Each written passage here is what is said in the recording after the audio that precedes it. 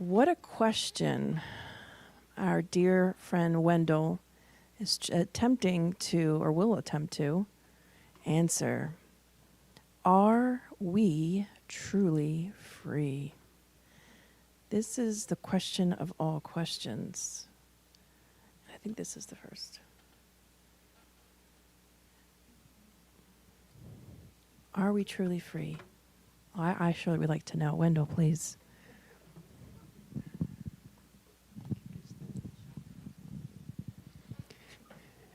Good afternoon, everyone. Thank you all for being here in person.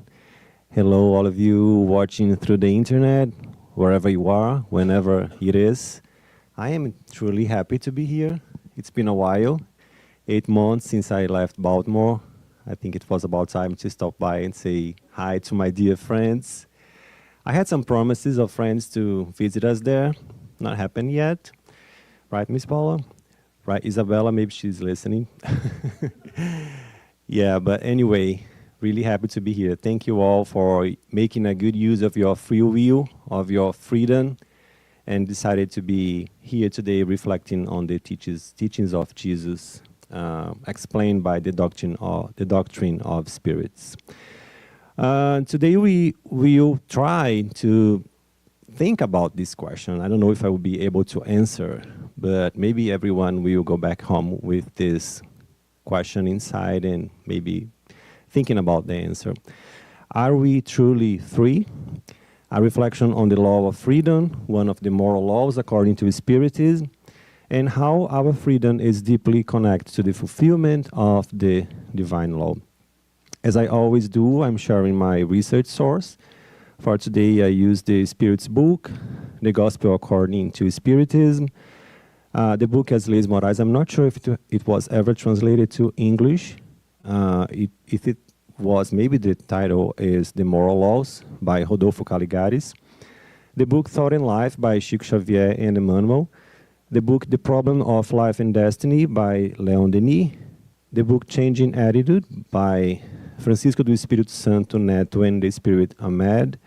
And the book Nosso Lar, Our Home, or Astral City, I believe it was the first title since it was translated to English, by Chico Xavier and André Luiz. So let's start discussing, trying to bring in the concept of freedom. Freedom, according to the Oxford Dictionary, is the power or right to act, speak, or think as one wants, without hindrance or restraint. It's also the ability to choose and act according to our will. Freedom is so important that it was classified as one of the 10 moral laws or divine laws or natural laws, as you prefer to call it. And just to refresh our memory, the list of 10. Oh, is something wrong about this slide?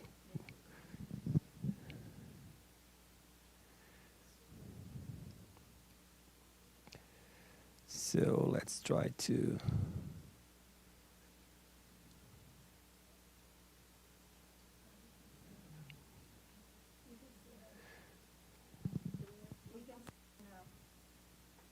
Yeah, not working, I'm sorry.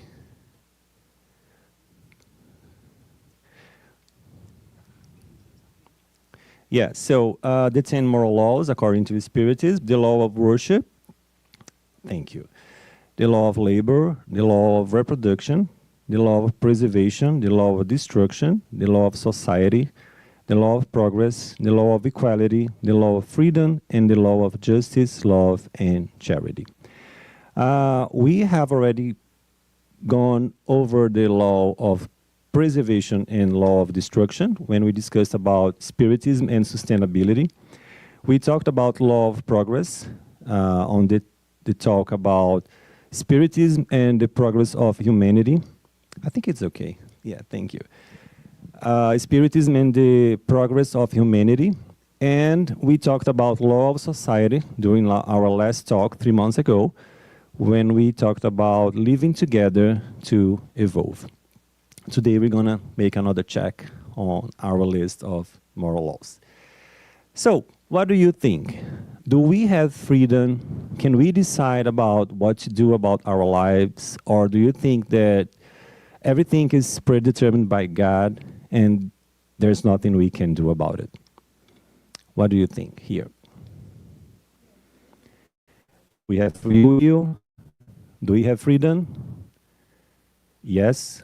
I'll take yes as an answer. And then I'll go further. Since we have freedom, is our freedom absolute or relative?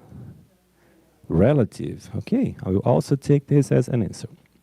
Oh, sorry. We are talking about the natural laws. I'd like to bring this reminder. On question 614, Kardec asked to the spirits what is meant by natural law. And the answer was natural law is the law of God, is the only law that is truly necessary for human beings to be happy. It shows them what they should or should not do, and they only suffer misfortune when they depart from it. And then on question 621, he asks, where is God's law written? And the answer was in the conscience.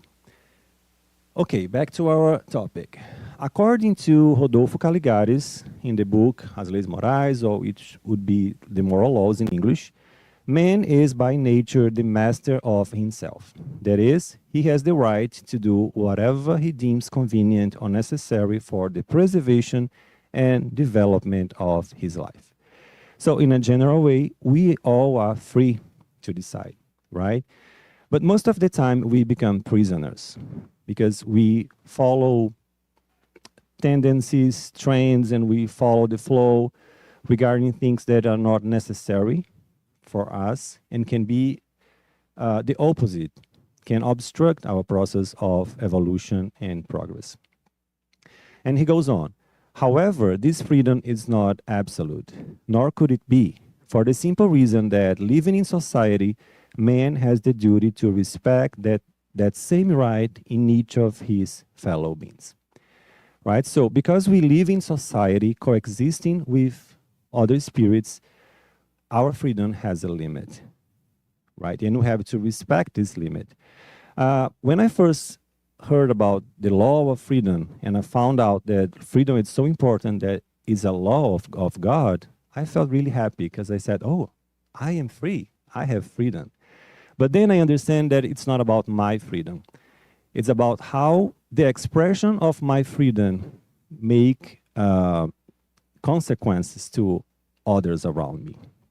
So one of the two most important things of today that I expect that we can retain from this talk is how our actions, how the expression of our freedom is making consequence to the freedom of my neighbor.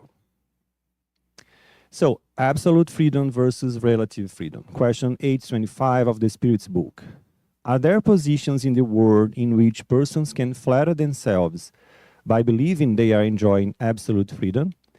And the answer was no, because all of you, the least as well as the greatest, need one another, right? We need each other here. So, and to have a good coexistence, we need to think about each other needs, each other feelings. I cannot act like I am by myself here. And he goes on, question 826. What would be a condition in which humans could enjoy absolute freedom? That of a hermit in the desert. As soon as two individuals are brought together, there are rights to respect, and they no longer have absolute freedom, right? So if I am a hermit, if I live by myself in the desert or wherever it is, I don't need to care about others' feelings, other needs. I'm there by myself. But the question is, I am really there by myself? Am I really alone? Because if we think about the material plane, maybe I am. But we need to remember that there is an interchange. Both planes, material and spiritual, we are connected, right? So I am not alone at all. And here's some statements about the limits of our freedom. Thomas Jefferson once said that rightful liberty is unobstructed action according to our will, within limits drawn around us by the equal rights of others. The spirit unmad by the mediumship, through the mediumship of Francisco do Espírito Santo Neto in the book Changing Attitudes said, duty begins exactly at the point where the happiness or tranquility of our neighbor is threatened, and therefore terminates at the limit we would not wish to be passed in relation to ourselves. So, for me to have rights, you have to have duty, right? So, for me to have a quiet and peaceful night, my neighbor cannot throw a party until the time they want. They cannot make noise until late, right? Even if it pleases him. So it's a matter of duty. So we all have rights, but we all have duty. And this is a popular saying: your right to swing your fist ends just where the other man's nose begins. Right? Simple and true. Something we must always remember. And we have lately talked a lot about empathy, right? Putting ourselves in someone else's place, trying to walk wearing their shoes, right? So, and this reminds us of the golden rule that Matthew brings in his gospel on chapter 7, verses 12. In everything, do to others what you would want them to do to you. There's no how to go wrong that way, right? And we need to go further here, because sometimes my expectation doesn't follow the common sense. So sometimes I can say, I don't understand why Bonnie got so upset because I did that to her. I wouldn't be. Okay, you wouldn't be. But do you follow the common sense? So let's try to go beyond our expectations. So law of freedom and law of society. Law of freedom and the law of society are complementary because we live in society coexisting and we need each other. Our freedom has some limits. We develop freedom through coexistence, not isolation, right? Because we need to understand that freedom is not exactly in doing what we want, whatever we want, whenever we want, right? Because with freedom comes something else. We are going to discuss ahead. But I'm talking about responsibility, right? For every action, there is a consequence. And there's no way to get away with this consequence, right? So the real freedom, maybe it's not doing wherever we want, but doing what can contribute to our evolution and our progress. Freedom versus slavery.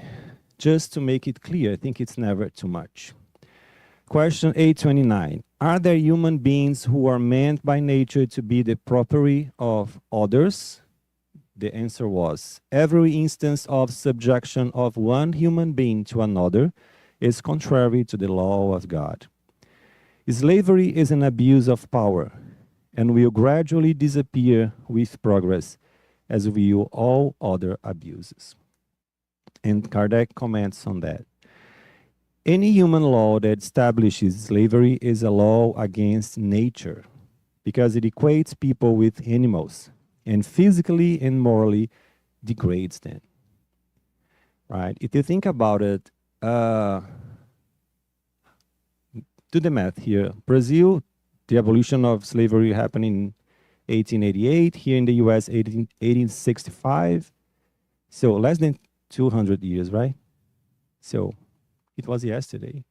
If you think about it, yesterday we believe that someone could be our slave because of whatever the circumstance it was, the color of the skin or whatever, right?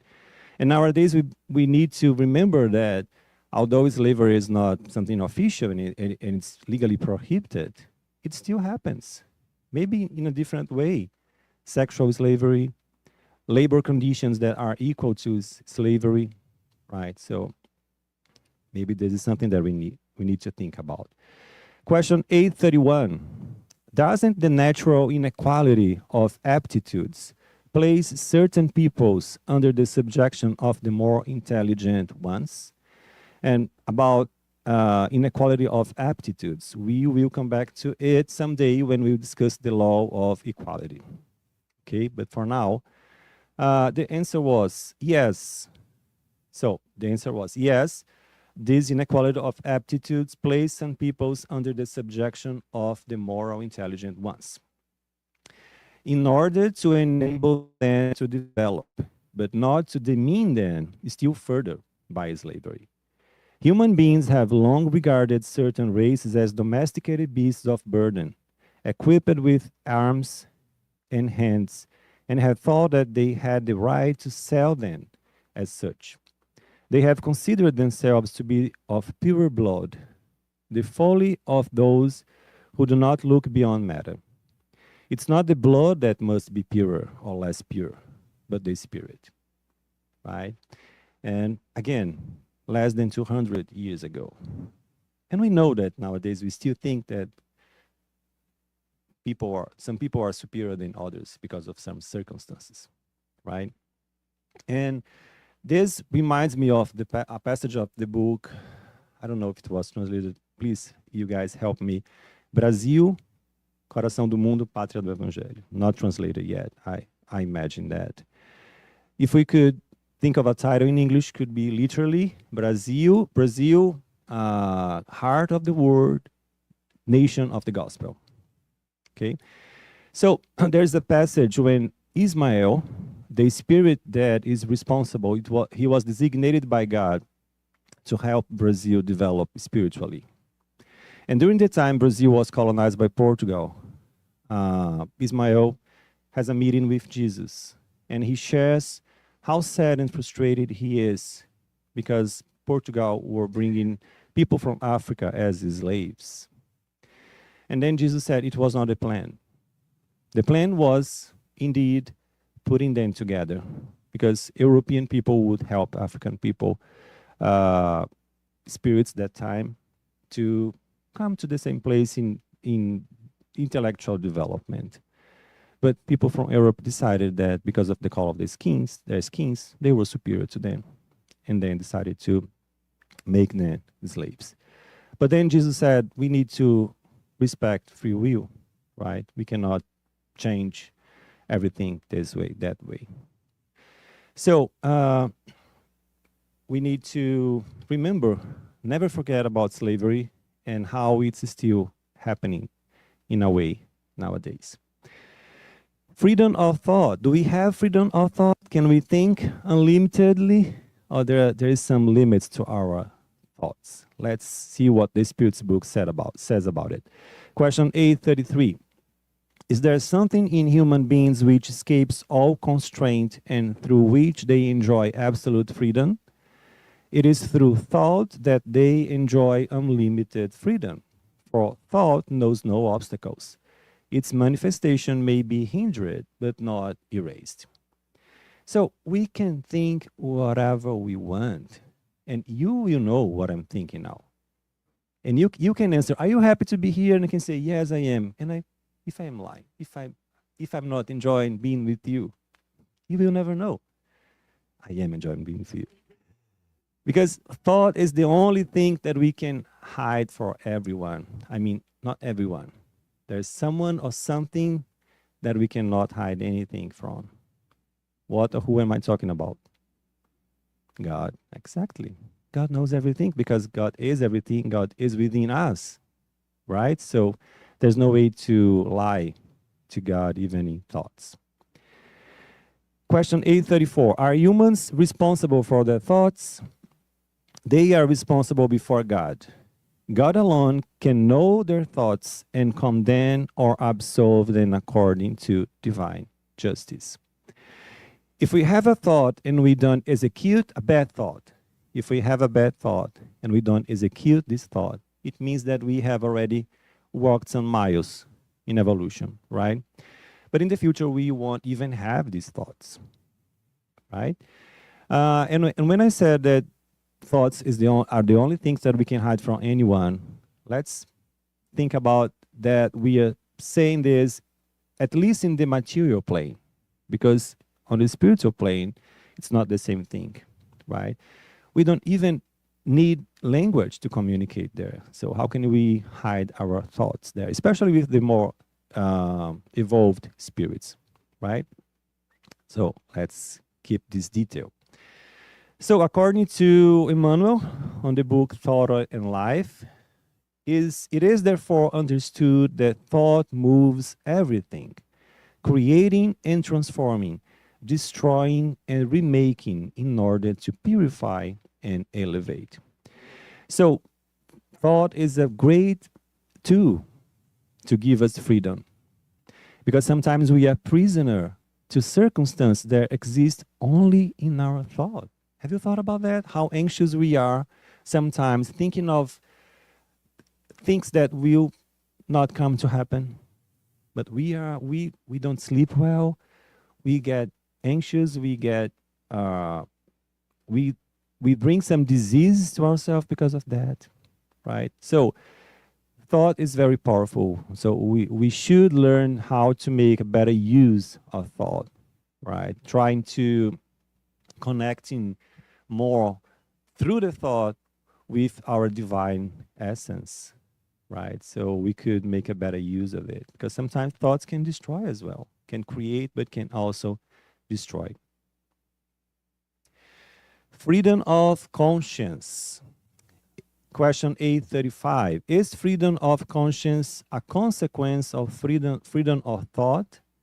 The answer was conscience is an inner thought that belongs to persons, as do all their other thoughts. And here I'd like to make an observation, because I was confused, not confused, but it called my attention, the word conscience, because by watching Kirsten's talks about Joana de Angelis' books, she always or almost always says consciousness. And I asked myself, is there a difference between conscience and consciousness? Because in Portuguese, it's more like conscience than consciousness. And then my research showed me that conscience is more related to the moral aspect, and consciousness is more related to the awakeness or the awareness. So when we are awake, it's like our consciousness is active. But when we are judging between wrong and right, evil or good, we are using our conscience. And according to Leon Denis, in the book The Problem of Life and Destiny, consciousness here is the center of personality, a permanent and indestructible core that endures and remains through all the transformations of the individual. Consciousness is not only the faculty of perceiving, but also the feeling we have of living, acting, thinking, and willing. It is one and indivisible. So along our reincarnations, we will take different bodies with different characteristics and even different traits of personality. But our conscience will go with us. It will never regret. You'll never come back. You never decrease, let's put it that way. You ever progress with us. And even that sometimes superficially, I can disguise my conscience. I can pretend that it's not telling me anything. It is deep inside. I know that what I'm doing or say or thinking, it's not good, it's not right. So, freedom of conscience. Conscience, the faculty of making moral judgments or value assessments of own reality and that of others. So, through our conscience, we are able to know, you know what, this is not right. This is not good. This is really bad. This is really wrong, right? Of our reality and that of others. Unfortunately, most of the time we are more worried and engaged in assessing others' actions, right? Because if I spend my time observing Yvonne, I took Yvonne today for my example. Observing Yvonne, and I said, you know, Yvonne always does that. I know it's not right. So how am I finding time to observe myself, right? So especially when I know that someone is able to do something that I'm not able anymore. Okay, so that guy killed somebody, and I spend my whole week talking about him. That's bad. That's not good. That's not right. So I'm not thinking about myself. I may not be able to kill anyone anymore, but what about the things that I'm still able to do? That's what I need to think about. That's what I need to pay attention, right? Not if someone is killing or doing anything bad. Conscience based on the moral parameters each person established for themselves. So here's the thing that I was saying about, on the surface, I may deny my conscience. I'm doing this. No, I don't think it's wrong. I'm okay with that.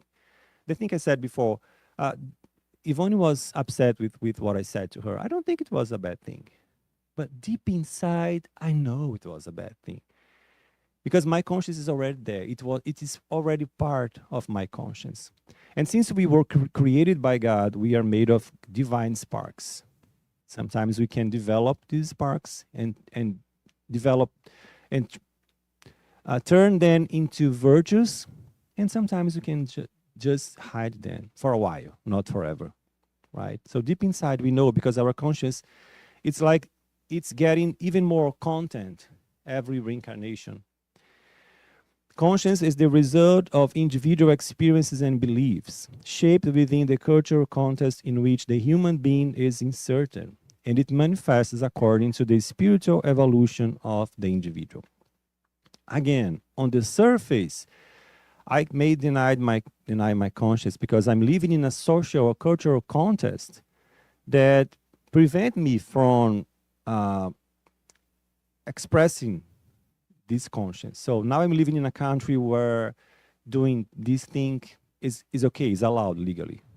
And my whole life, I had been in touch with that. So I think it's okay. But deep inside, I know it's not. So this influence of culture and how society acts is just a temporary condition, because deep inside we know what is wrong and what is right. Freedom of conscience and proselytism. Proselytism is the act of attempting to convert someone from one belief, religion, or opinion to another. I don't know, maybe here, I'm not sure, but in Portuguese, we use the word proselytism much to religion topics, right? So we want to impose the way we think to another. So thank God we are not living this nowadays, right? We are living in harmony with other points of view. Yes, this is irony, I'm sorry. Sarcasm. Yes, unfortunately, we live in this era of intolerance. If you don't think the way I do, I don't know why you are alive, because you are a poor person, you are a poor being, right? So let's read this question 842. No, I'm sorry. Before that, we may, as spiritists, not moving around knocking on others' doors to talk about spiritism and imposing them, right? But we need to pay attention in that, because we are sure that we follow the doctrine of truth, right? I am sure that Spiritism is the doctrine of truth, because it helps us to understand Jesus' teachings in a more clear, simple, and objective way, right?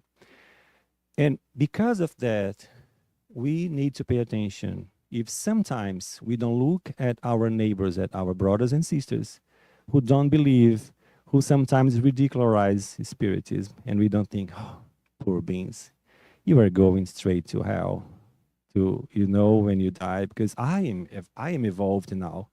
I am intellectually evolved now because I study Spiritism, right? So we need to pay attention to this, because intellectual progress doesn't guarantee moral progress. It helps moral progress, but sometimes one can know everything about Spiritism, explain well, but they don't put in practice, right? When someone that knows nothing about religion at all, doesn't believe in God, but acts according to law of God, without knowing that it's the law of God, right? So, and then now about the question 842. Since all doctrines claim to be the sole expression of the truth, by what signs can we recognize which one actually has the right to be presented as such?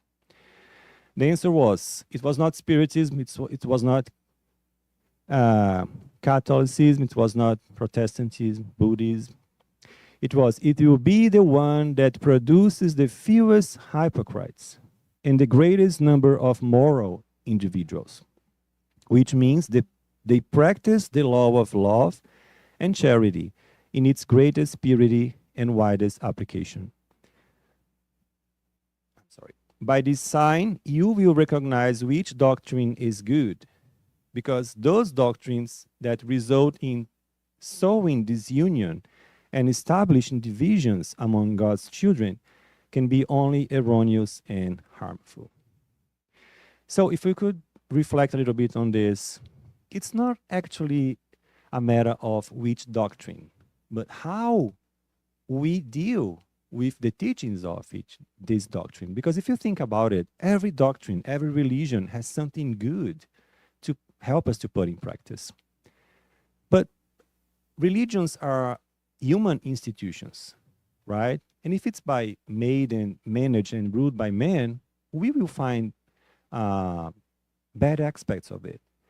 So what aspects am I trying to connect of this religion? The good ones or the bad ones? Right. So it's not about being Spiritist, Catholic, or whatever.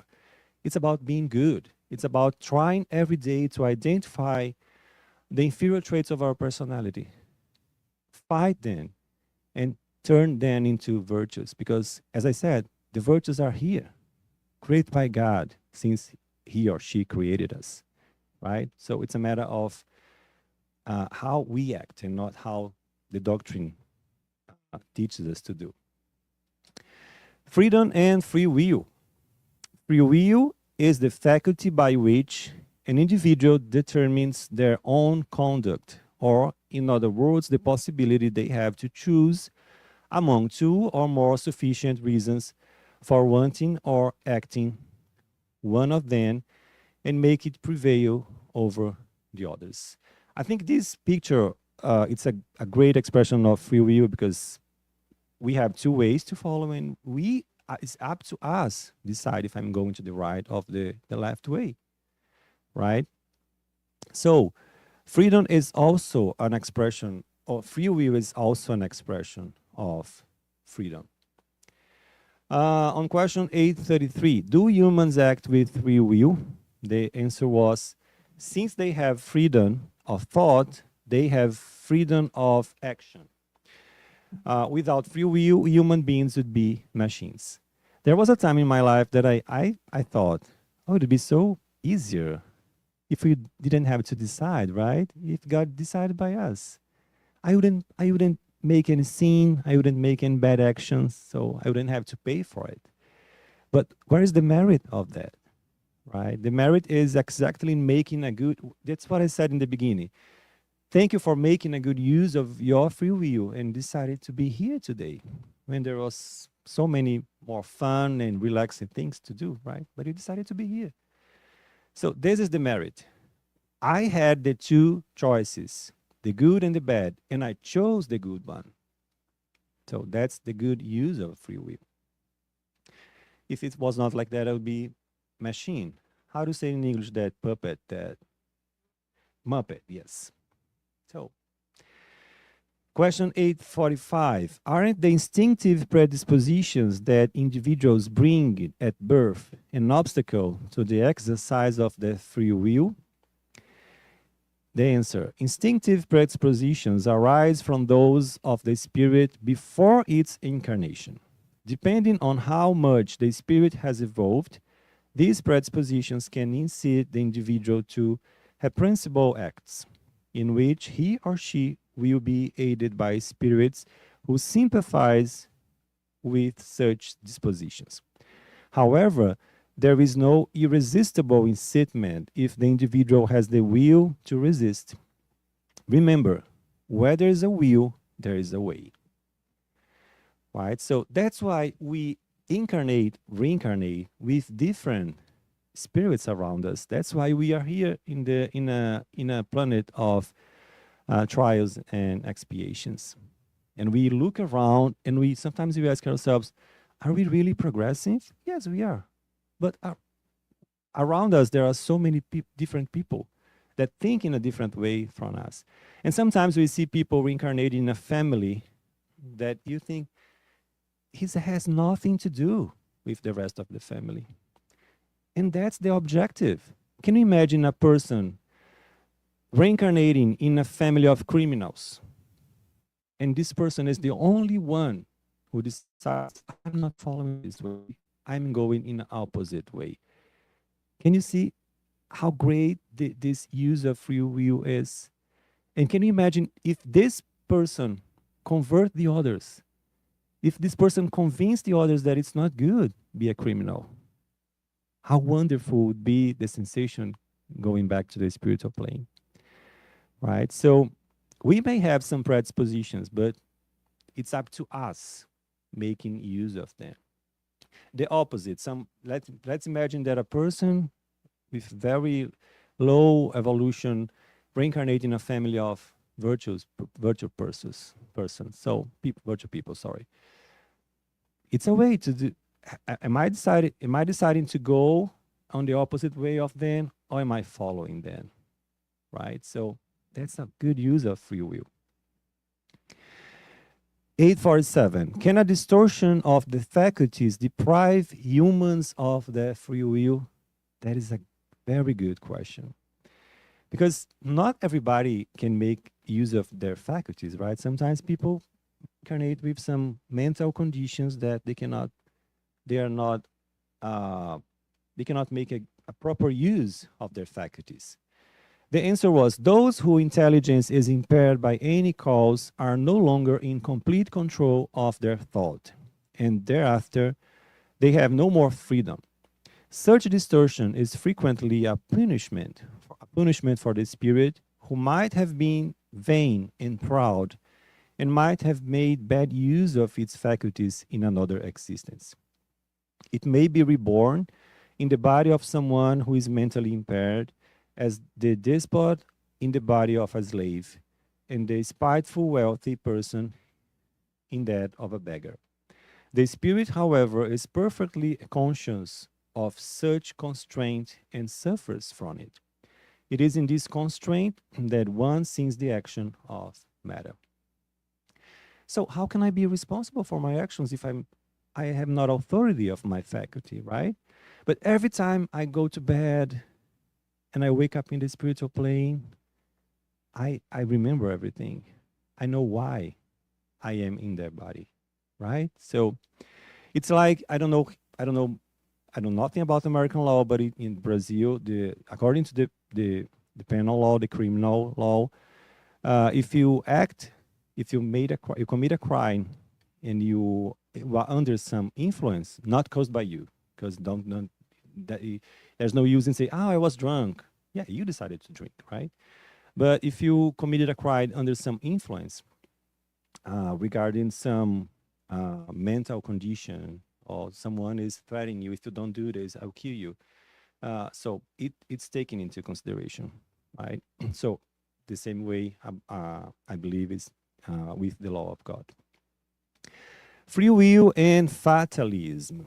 Fatalism is the doctrine that admits the course of events is predetermined and that nothing can alter it. So fatalism said that, you know what, you can work how much you can work, you can do whatever you want, but it won't change anything whatsoever. So there's nothing you can do. It's there. That's God's will. So I'll cross my arms and just wait and see. There's nothing I can do, right? So, and Kardec asked this question to the spirits on question 851. Is there fatalism in the events of life according to the usual meaning attached to the word? That is, are all events predetermined? And if so, what becomes of free will? The answer was fatalism only exists when applied to the choice made by spirits upon incarnating to undergo this or that trial. Which means that all of us, or most of us here, we have chosen the trials of our reincarnation, right? So there's a song in Brazil, very famous, that the verse said, "I didn't ask to be born." Well, you did. Yes, you did. And you asked to be born in these conditions, right? Upon choosing a particular trial, they delineate for themselves a kind of destiny, which is the proper consequence of the position in which they now find themselves. I am referring only to trials of a physical nature. As for moral trials and temptations, spirits preserve their free will to choose good or evil, and they are always able to yield or resist. So we all know about reincarnation plan, right? Our reincarnation, the conditions and circumstances of our reincarnation are not random. They are related to what we need to develop in terms of virtues, right? So, and that's a good exercise we can do. When we look around us and we observe some difficulties, some vicissitudes, and we say, oh, what am I supposed to learn with that?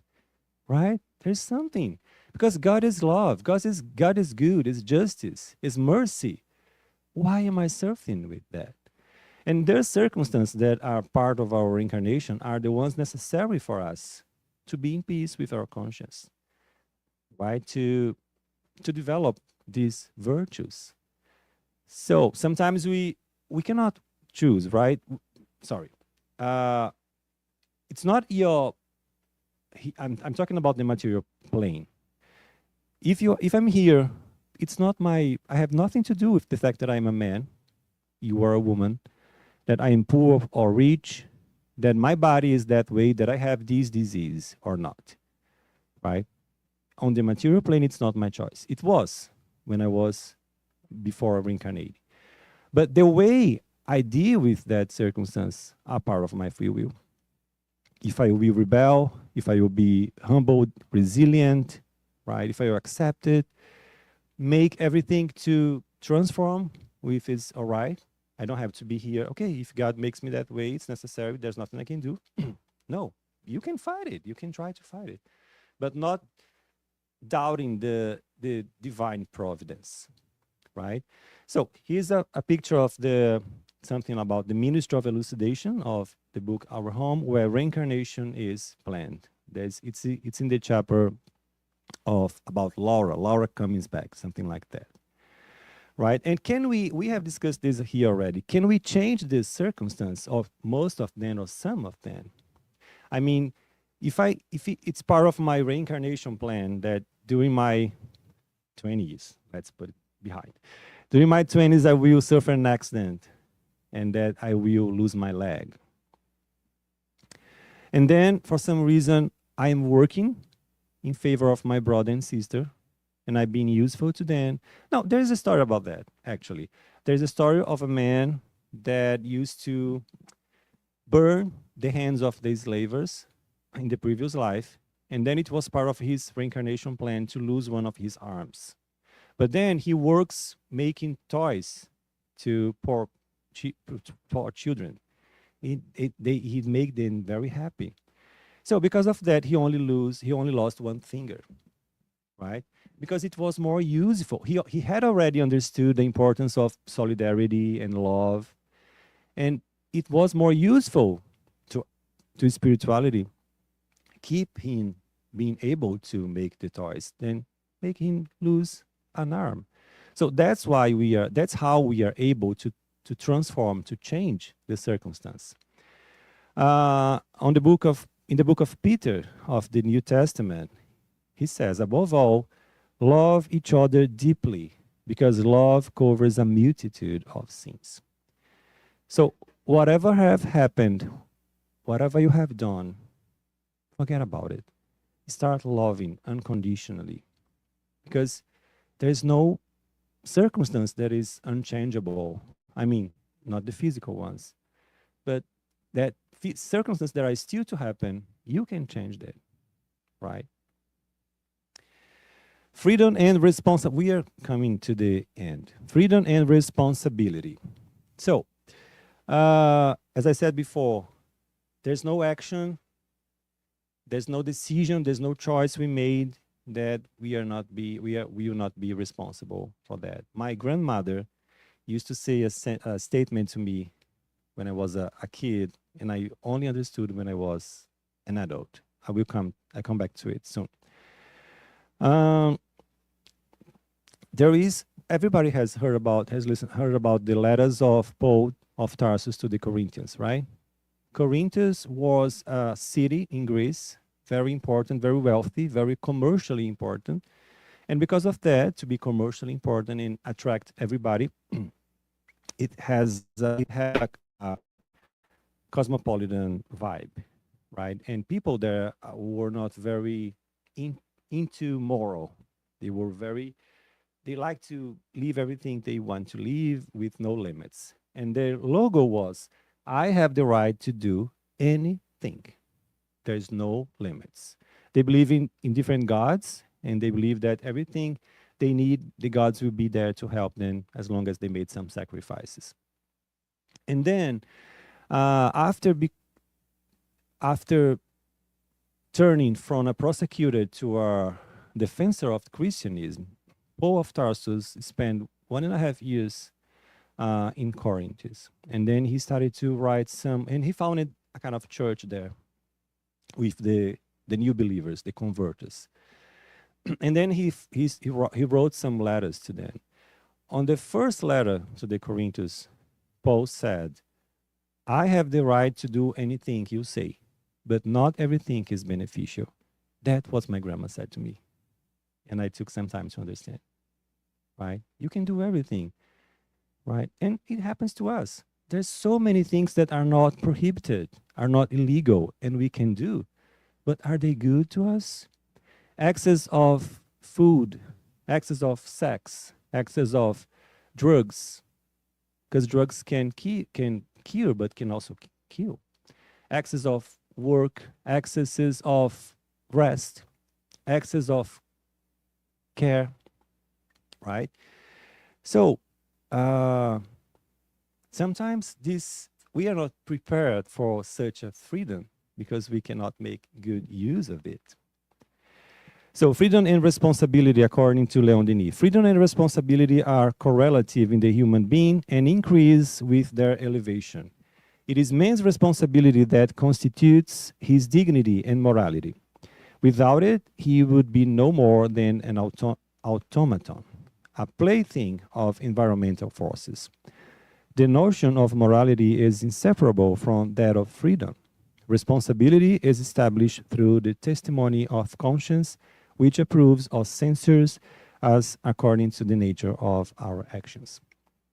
Even if human freedom is limited, it is at least on the path to full development, for progress is nothing more than the extension of free will in the individual and the collective. Free will is, therefore, the expansion of personality and consciousness. To be free, it is necessary to desire freedom and make an effort to attain it. Liberating ourselves from the slavery of ignorance and base passions, replacing the rule of sensations and instincts with that of reason. So sometimes, as I said in the beginning, we are free, but we became prisoners. We talked about that during the talk of Spiritism and sustainability, how sometimes by following the flow, because my neighbor has a car that's so expensive, everybody in my job department has this car, has this device, and I don't. So I feel inferior, and I want to have, and because that, I am making expenses that are not necessary to me, right? Is it freedom? Or freedom is exactly the opposite. The power and the courage to go to the opposite way of the flow. Yeah, go. I don't need to go with you. I'm going a different way. That is freedom. So, the question, are we truly free? On the second letter to the Corinthians, Paul says, where the Spirit of the Lord is, there is freedom. What does it mean? How can I know where the Spirit of the Lord is? Well, first of all, God is within us. We have said that, right? And it means that by fulfilling the laws of God, by following these rules, we can find freedom. Because we will be free from our vices, our imperfections that are preventing us to achieve relative perfections and then true happiness. André Luiz, on the book Our Home. Here, however, we go through a readjustment of values and learn that we are never really free until we learn to obey. It seems paradoxical, but it's the perfect truth. Have you think about it? When we were kids, or for those who have children, we will never leave them walk by themselves until we are sure that they are responsible, that they can obey, right? I remember my father didn't allow me to drive his car until he was by my side while I was driving, and he saw the way I drive, if it was responsible or not. And that's how God does with us. So our freedom is proportional to our capacity to obey, to follow the rules. That's the real freedom. Sorry. For to everyone who has more, I forgot to mention this chapter of the gospel, I'm sorry. For to everyone who has, more will be given, and he will have an abundance. But from the one who does not have, even what he does have will be taken away. This is something that I never understood. I took a while to understand, actually. How can I have nothing and it would be taken from me, right? So that's also about freedom. If you deserve freedom, you will have more freedom. But if you don't deserve, if you have shown that you don't deserve freedom, the little freedom you have will be taken from you. Right? I'm so sorry I forgot to mention this part of the gospel. But so, my friends, as I said before, I think that we are free, but we need to deserve and make a better use of this freedom, because sometimes the bad use of the freedom takes us to prison. And as Paul also said, I don't want to be mastered by things. I need to be the master of things. We are rational beings, right? So I should be the master of things. And when I say things, I'm not referring only to material things, but feelings, fear, sentiments in general, right? So we need to be able to control our feelings, to control everything and not be controlled by them. I believe this is something that can be similar to freedom. Okay, I believe that was I had to share with you today. And I'll be glad to try to answer any questions you may have. Thank you very much.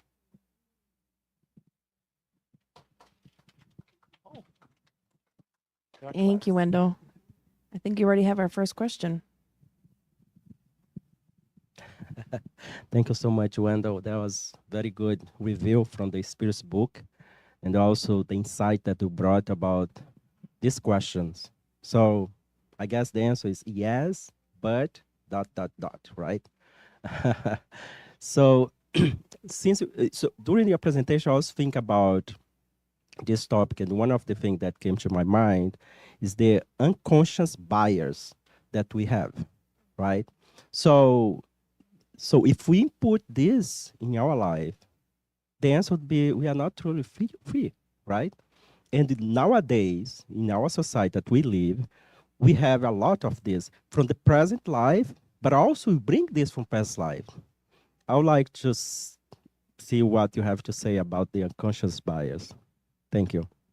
Thank you for the question. Well, I think the first step is identifying this, be open to not be that so straight about that, and think about it sometimes. Am I considering everything around this topic, about this fact? Am I taking everything into consideration? Because sometimes we act so blind about something and we don't know why. Maybe that's about the unconscious bias that you are mentioned. So I think that trying to open our minds and hearts to all aspects of the situation and ask yourself, okay, would that be a different way? Would that work in a different way? But we are in a very automatic and mechanical lifestyle now that we follow the flow in everything, especially nowadays when we have two sides, right? The polarization. So if you're not on this side, you are on this side, and I want you to come to my side. If you don't come to my side, there's something wrong. And I don't want to discuss. I want just to prove myself right.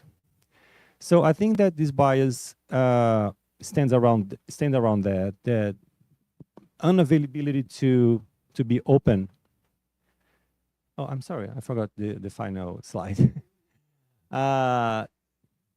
This rejection to be open to, think twice. Why to be so straight about it, right? I don't know, maybe Daniel, it could help.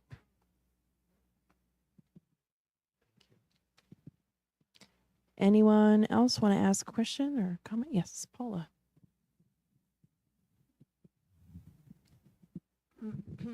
Thank you very much. It's good to review important topics that I don't think about every day. I'm still thinking about how freedom is influenced by your culture. And because I have a curiosity, and there are many people in the room who are immigrants, my curiosity is, does freedom play a role in becoming an immigrant? I mean, obviously, in something like Afghanistan, you need to escape all the trauma. But if you come from, let's say, Brazil or Argentina or something where you still have a good lifestyle, but come here, is freedom part of it? Thank you for the question, Miss Paula. Well, I think that I might say that our freedom gets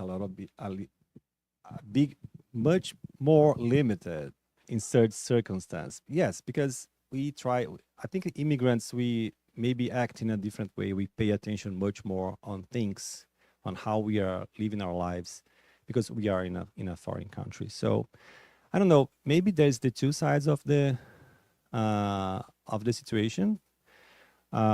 Thinking about me, I've always had this personality to go out, discover the world. But by living in a different place, I think it brings me this impression that our freedom comes a little bit more limited because we need to act more. We need to be in an excellence that maybe in our country we didn't have to, But I would say, if I could answer your question more objectively, I would say that depends on the perspective, because there are these two perspectives. To be free to meet different things, to be in touch with different cultures, I think that's a good expression of freedom, because it expands our knowledge, our intellectual progress. But in a practice way, maybe it puts some more limit in what we. But I think it's good as well, because it helps us to be more obedient, right? Maybe it's a necessity of some of us, to be more under a more straight eyes, to be more obedient. I don't know. I hope I have. We can discuss it more as I'll be your guest. Yes, Ivani. I'm not sure if this is a comment or a question. When you were talking about freedom of thought, and then you said we had freedom of thought, but then I thought of this, and you touched on it a little bit. We are influenced by the spirit world too, and that really can have an influence. And is it really freedom of your thought, or is it the thought of the spirit, of spirits, based on what you're thinking? I mean, you get into this loop thing, because if you're thinking good thoughts, you're going to attract certain good spirits, and vice versa. So that was just That where was my a mind went. Thank you. That was a great observation because, yes, we sometimes act because we are being influenced by spirits, right? And this goes completely against of the law of freedom. Because as I said, remember when Ismael went to talk to Jesus about how frustrated and sad he was, and Jesus said, well, we have to respect free will, regardless if it goes to a good or a bad way. And some spirits do it with us. If we open our guard, they will approach to us, uh, attracted by us, by our thoughts, by our actions. We cannot play the victims all the time. Sometimes we make the way comfortable and easier to them. But once they start to influencing us, they are going against the law of freedom because they are disrespecting our free will, right? And as I said, this will be taken into consideration. If we act under the influence of spirits, when I said under the influence, it's not alcohol or drugs. If we act under the influence of spirits, it may be taken into consideration. But I will always also repeat, as I said about being driving drunk. You decided to drink, and regarding the influence of spirits, you attracted them. So what I have to say about that to help us avoiding this situation is try to keep good thoughts and especially good actions. We do the gospel at home every week, and it always comes to my mind. Okay, the spirits will protect your house from bad spirits, but if you attract them, the spirits will respect your free will. If you are nourishing acts and thoughts that will attract the bad spirits, the maybe yes, spirits maybe inferior or in a different way of evolution. You are attracting them to your house. Your protector will do nothing about it. It's like during the mediumship sessions. Sometimes we had back in Brazil, I was part of these sessions, and sometimes we had a very obsessive spirit that threatened us and said, if you don't stop doing this, you see what I'm doing to you and your family. And right after that, comes a protective spirit and said, don't worry, this is not your work, it's ours. It's our work, it's our job. You are being intermediate resource to it. But okay, we are being protected by them. But if we leave the center and we start acting in a way to attract these spirits, they will come next to us, close to us, and there's nothing to be done about it, right? So yes, I think we can, trying to answer more objectively, we can be influenced by, our thoughts can be influenced by spirits when we connect with them. There's no invasion, right? If our doors, our gates are closed, they won't be able to open. But if we open the gates and invite them, okay, we are opening the way. Thank you, Ms. Ivan. Anybody else? Do we have any questions or feedback online? I just wanted to add, based off this Q&A portion, in the book Facets and Patterns of Obsession by Givaldo and by Manuel Firmino de Miranda. So there's the main story, or the main plot, although there's many many cases throughout the book. The main story that the main characters of the book, of the storyline, is a spirit or an incarnated person named Argos, and he's married to someone, planet Earth, and he develops tuberculosis, and then he ends up, it's a long story, but he ends up getting cured, and he is given a moratorium, and the spirits describe that for a short period of time, they don't give the actual, they don't quantify it, but for a short period of time, let's say 2 weeks, he was going to be protected. So none of his obsessing spirits will be able to make him sick or do anything, and no one could negatively impact him, because they needed the healing work that the spirits did, the good spirits did, for it to take, to his paraspirit and then, to his physical body. So it makes me think about, this is free will so relative, right? Because we're constantly being influenced by something. So we're constantly making mini decisions every day that either are benefiting us or not. So I think, like Paula was saying, this is a great topic to revisit again. and remind ourselves that we do have this free will, and we have to be really conscientious of what we're doing, what we're thinking. I think what you shared was great. So thank you for that. And I would add to that that this limit to our free will is a proof of God's love. Because can you imagine if we could do whatever we wanted and have to face the circumstances? Because we are so weak. We don't remember what we, of course, this not remembering is also a proof of God's love. But we never remember. The guy that from the story that I said that lost one finger was complaining a lot and rebelling about God, and oh, God doesn't exist. Look at my finger. I do toys to children, and he takes one of my fingers, but he couldn't remember what he had agreed before incarnating. And so that's how we act, right? So thank God we have limits to our free will, but someday we will be obedient. We will be able to obey, as Andrea Luis said, and then we will be master of our freedom, hopefully.